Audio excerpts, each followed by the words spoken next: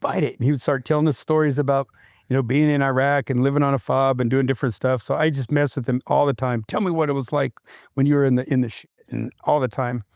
And then I just got back from Iraq, and then Navy SEALs had put me in for a NAM, a Navy Achievement Medal. So the general was like, Scott, put your stuff on. We're going to have an award ceremony. Put all your stuff on. So I'm like, all right, sir. So I put all my stuff on. I come walking out the door, and he's looking at me. He's like, what is all that? I'm like, hey, I just wanted to look good for the award ceremony. Don't say nothing, but I went to the PX and I bought all these tabs and badges, and I just wanted to look really good. And he's like, you can't do that. That's stolen valor. I'm like, nobody's going to know. I just wanted to look good. Just let it go. Just let it go. And he's like, oh, no, that's stolen valor. You can't do that. And he was yelling for the secretary, I want to see Robison's ORB. Oh, he's stolen valor. And he pulls out the ORB and he looks at it. He's like, oh, shit. And I think that's something about, assumptions we make, right? It's that sometimes we look at people and what they've done and based on their badges or their rank, or at least in the military, and their accomplishments, I think that's the person, but that's not the person. And yet those first impressions are extremely important. And I just saw you today mentor a young veteran who has some trade skills and is looking for a job. And you said, I'll get you a job. And what advice do you give, Scott? So I told him to comb his hair, shave his beard, clean up, go get the nicest jacket he has, build a little bit of a resume. And I said, go find a company, and don't just send him a resume. Don't just send him something online.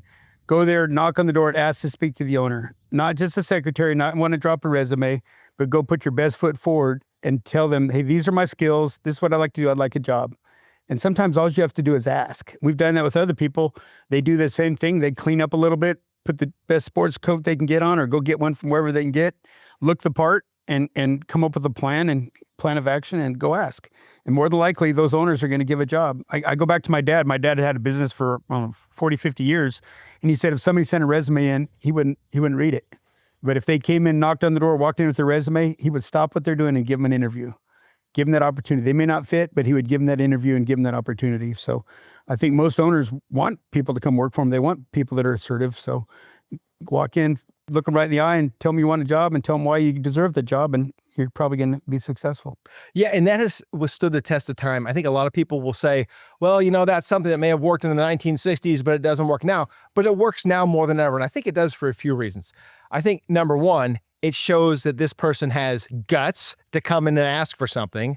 Number two, it shows that they have the initiative to do something. They're not just going to send in a resume. They are going to get out of bed, shave, or whatever, put on makeup, whatever it is, and show up as if they have the job, act confident, be respectful, be polite, and ask for the job. And I think that initiative is greatly missing. And it always has been. People love people with initiative. But the third thing is, from the perspective of the employer, and I used to be this when we were a much smaller organization, I was not good at forecasting when we would need our next team member. And so inevitably what would happen is someone would leave the organization for one reason or another. Sometimes they had a better opportunity. Sometimes they got in trouble. And then all of a sudden we're down an employee at that skill level. And it's like, oh my gosh, as a business owner who's doing the work, I'd find that I was working in the business and on the business. So daytime was for people, nighttime was for paper. I didn't have time to send out, do a help wanted at it. And back then, of course, they didn't have all the job boards they have now, but I didn't have time to do that. And so, when someone came to me, and usually it was through referrals, but someone came to me and they looked and they took the initiative, a lot of times I wanted to hire them.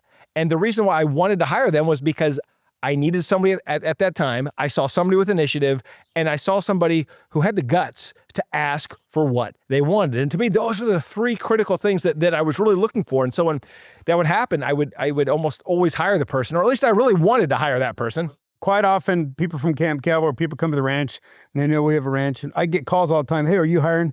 Answer is no. But if somebody comes out here, looks me in the eye, or looks my son in the eye and says, hey, I need a job, I need a little work, I will give them. I'll find something for them to do. And it's it's not for long term. I don't want them to be here long term. Just something to get some money in their pocket, get on their feet, and then figure out what we can send them down the road and get another job. So, but if somebody comes out and has initiative to come see me, look me right in the eye, face to face, say, I want a job, we hire them. We always hire them something. We'll give them a temporary part-time job, or we'll find something for them to do, or I'll find somewhere else they can work. But the guys that pick up the phone and call me like, are you hiring? The answer is no. It's always no. Yeah, and don't be, misled. Scott he's not just the founder of Camp Cowboy, and his son Lane actually runs it and does a great job. But Scott's involved with Camp Cowboy, but he's also involved with several other businesses. So he doesn't have a whole lot of time, and no one has spare time, but he doesn't have a whole lot of time to do it. But it is of his own generosity and his desire to continue to build our veteran community that he does this, that he wants veterans to get jobs, and he will help them. And the other side of the coin, I learned this, when I was a lawyer studying law school studying negotiations before I became a lawyer, was, a lot of times you don't know the cards the other person's holding.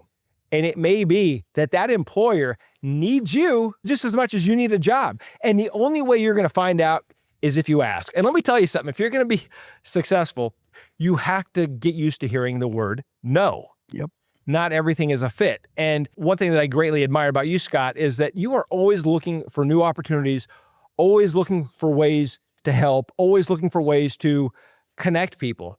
Where did that come from? Where did you learn that skill? Man, I don't know. Maybe it goes back from the military school. You and I both went to New Mexico Military Institute, and you have so many different leaders that they're above you and below you and everything else. It's a leadership factory. So throughout your time there, you kind of figure out, hey, these are the good leaders, these want to emulate, and these are the bad leaders, these are the ones you learn from them, but this is not what I want to be like. So maybe part of that is connecting with your buddies when you're new cadets there and kind of having the camaraderie and figuring it out, or figuring out what's good leaders and what's bad leadership there. But that was kind of the start.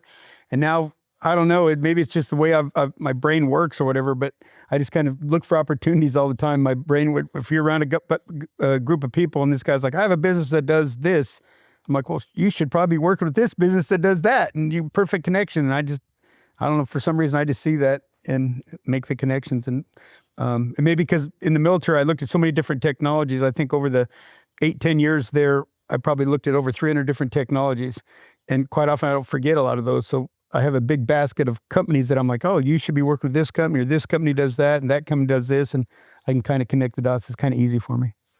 Well, I imagine after so many years of practice and doing it, that it becomes second nature. And one thing that you have done extremely well, and it's one thing that I'm jealous of. I haven't been able to master this yet, but here you are, you live on this beautiful ranch, and yet when I see you, you're still working all the time, but you make the time to ride horses, you make the time for social events. And yet when you're here, you're also in this nice, peaceful, serene environment, conducting business. And you figured out a way to do that. So how were you able to do that? I mean, you have an office, but you're not a person who takes a lot of phone calls or does a lot of office work. Man, I find that at the ranch, you're more business in that little guest house that you're hanging out here. More business goes on there than probably anywhere that I know of. But I think it's when you bring people together, you bring companies or people you think you might want to work with, and you spend a day with them, whether hanging out in the guest house or riding a horse or shooting a gun or going fishing or hanging out. You decide if you want to, if this is somebody you want in your life that you want to do stuff with, and you get to know them. It's a lot easier than sitting in a boardroom on a Zoom call or doing phone calls. But getting to know the people is more important. I said most business I see is based on relationship. You have a good relationship, there's loyalty amongst you, then that's people you want to do business with. And you don't often find that on a Zoom meeting or a first call or a second call or a PowerPoint slide brief or whatever else. But getting to know them, and then you can kind of figure out what makes them tick. Yeah, and I've seen you do this for years. And I read Stanley McChrystal's book on character recently, and he talked about, well, what would you do differently going into Afghanistan to change things? He said, go whitewater rafting. But his whole thing was get together, maybe drink some beer, but build trust with the stakeholders, the key players, before you dive into the business side of it. And you do that well. It's social, but it's also business. You mix them both, but you mix them to a degree where people come here, they feel relaxed, they feel like they can trust. And I think our last guest just said, the things happen at the speed of trust. And you were able to really, there's an element of trust here. And what I've heard from some of the Camp Cowboy students was they come here, and a lot of them are dealing with post-traumatic stress disorder and other problems in their life that are service-related. And sometimes it's a physical issue, sometimes it's a financial issue. They come here and they said, this place is so serene.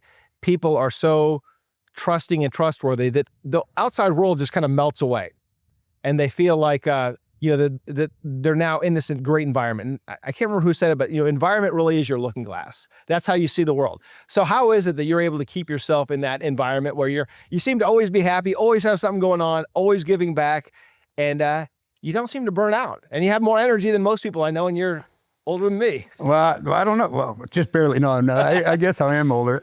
No, man, I think if you live life with a little levity, live life enjoying yourself. We always talk with the Camp Cowboy people. There's nothing you can do about anything that's already happened in your life.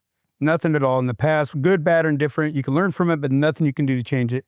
But all you can do is worry about today and what you can do tomorrow. So if you concentrate, hey, what kind of person can I be today? What can I enjoy today? Enjoy every single day. I try to enjoy every single day. Do something fun, enjoy the people I'm around, and then look what kind of person you can be tomorrow. Focus on that and not focus on going backwards, and you're going to be successful. And we've already done the after-action review with your great examples of leadership and poor examples of leadership. So we won't do that in this episode. If you want to hear Scott's examples, go back to the previous episode. Listen to all of them. But Scott, I did want to end this with, what is the Camp Cowboy motto? And what does it mean to you? Make a difference every day. If you make a small difference in somebody's life, good, bad, indifferent, little difference, just talking to them, taking 10 minutes and visiting with them, or largely find them a job or find them a good path or give them an azimuth. You make a small difference, you're better off for it. So I truly believe in that. Every day if I get up, I see somebody, I try to engage them, talk to them. I don't care if that person can't help me or not.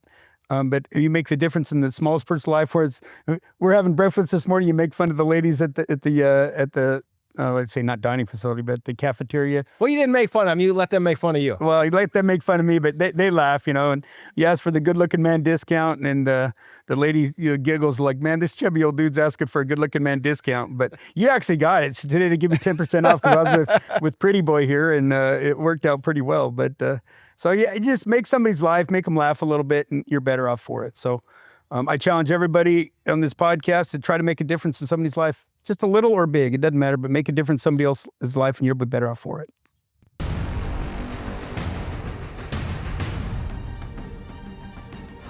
Thank you for joining us today on Veteran Led, where we pursue our mission of promoting veteran leadership in business, strengthening the veteran community, and getting veterans all of the benefits that they earned. If you know a leader who should be on the Veteran Led podcast, report to our online community by searching @Veteran Led on your favorite social channels and posting in the comments. We want to hear how your military challenges prepared you to lead your industry or community, and we will let the world know. And of course, hit subscribe and join me next time on Veteran Led.